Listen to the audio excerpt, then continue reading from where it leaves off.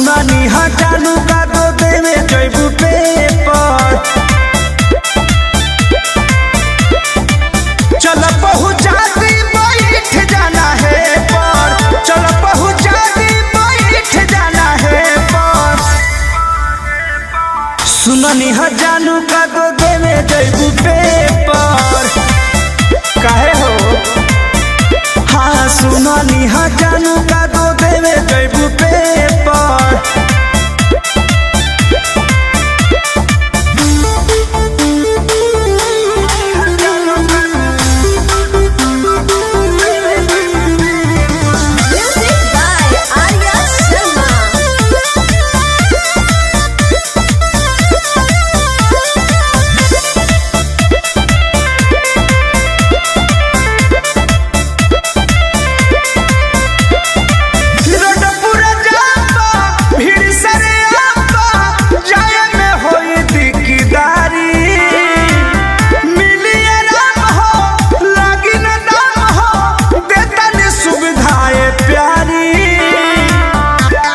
चला हम माने ना पूरा जाम्बा भीड़ सरे आम्बा जाया में होई दिकदारी मिलिए राम हो लागी ना दाम हो देता ने सुविधाएं प्यारी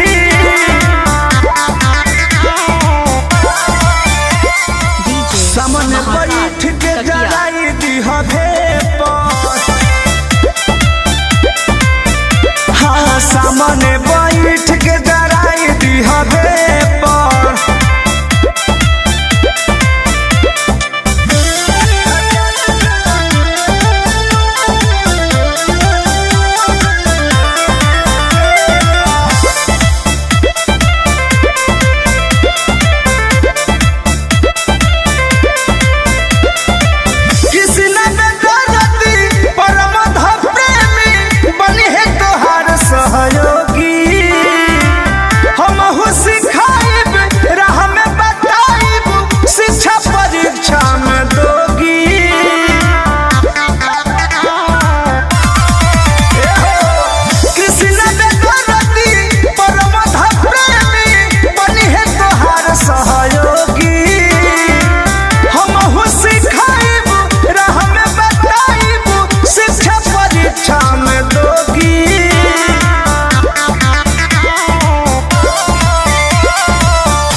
दिकदारी तो हो जई हटे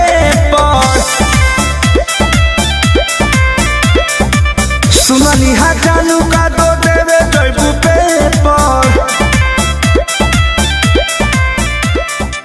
चलो पहुँचा दी।